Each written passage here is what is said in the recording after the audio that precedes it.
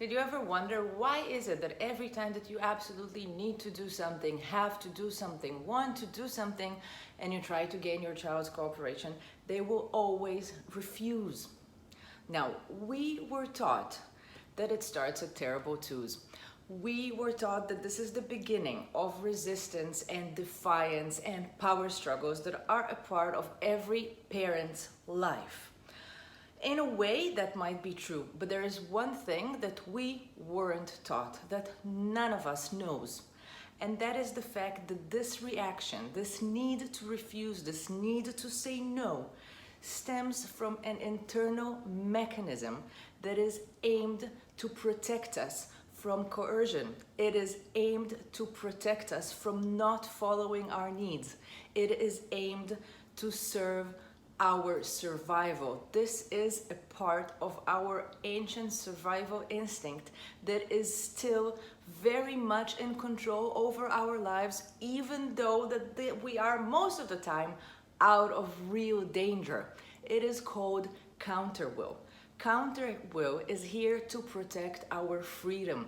It is here to protect our autonomy, our ability to choose. And what is it if not freedom and autonomy and choice that humanity has been fighting for since the days of Genesis? This is what it is. It's an internal mechanism that you cannot change, you cannot rewire. This is how our brains work. All human beings are designed to resist control. Now, if you think about it, if you dare to feel it, the word no saves lives. The word no prevents our future teens from following with words and actions that they are not comfortable with. The word no will prevent them from acting upon peer pressure. The word no might and does save lives. When we as parents aim to teach our children to obey us, to not use the word no, we teach them that there is forever someone who knows better than them what they need, someone who will forever know better than them what they want. It teaches them to obey older people, figures of authority, just because of who they are, older and holding some sort of authority, when in real life, that's not a very good reason to obey anyone. And generally, obedience is not what you want to teach. Now, you know, this video is titled the video that every parent has to see, but I'm going to give you a huge bonus because this is an immense, a super important piece of learning, not only for parents, but for all human beings. Take me, for example, I'm 35, my name is Vicky. And a couple of months ago, my brother-in-law was getting married, and I bought this beautiful dress. Really, it was really beautiful dress, and it was tighter than tight. Now, the wedding was set for Sunday, and Friday morning, I tried the dress on just to make sure that I haven't gained, I don't know, a few kilos that I haven't noticed. And I tried it on, and I thought, yeah, it looks great, but it would look much better if I didn't eat any carbs for 48 hours, just from that Friday morning and until Sunday morning. Thought it would look much better. And so Friday morning was fine. Friday afternoon, Friday night, I went to sleep, and on Saturday morning, I had to take Eli to a birthday. And you know what was waiting there? A huge plate of cream puffs. Now, I love cream puffs. Cream is my weakness. Everything with a cream is just like, I hear it calling my name and I have to go there and show it that I love it too.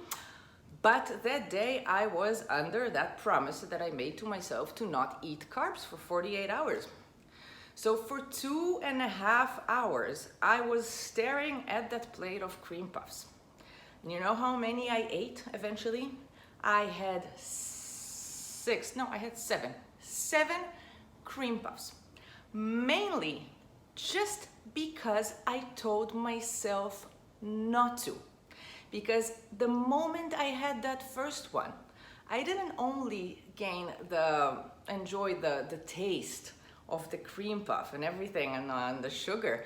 No, I also regained my freedom. I was again able to choose. I was no longer operating under my counter will, because that's what I was doing when I was staring at it for 2.5 hours. And then I had to enjoy another one and another one and another one. And it no longer had anything to do with the cream puffs. I wasn't hungry. I didn't need to have more sugar. I didn't want any more of these cream puffs. But I had to continue eating them because I could. And this is the way counter will works. And most of us don't know it. And most of us are locked. We are jailed within our counter wills. Most of us are jailing our children within their counter wills. Most of us are living in this terrible error of communication, believing that our children's no has anything to do with us. No, it has to do with them, just like our no. And the moment we learn how to communicate to benefit those inner needs, that will be the moment that we will release ourselves from at least 85% of the fights and the power struggles that are such a major part of our daily life, such a major part of our suffering. So if you haven't yet joined my 30-day masterclass, there is a link right here, because counter will is just one out of 30 or 35 internal mechanisms that I will be discussing and teaching you. And together we will learn how to communicate with those internal mechanisms instead of constantly fighting against them. I really hope you enjoyed this video. Watch it again and again, because this alone can change your lives. Sign up, ask me any questions. I'm right here for you.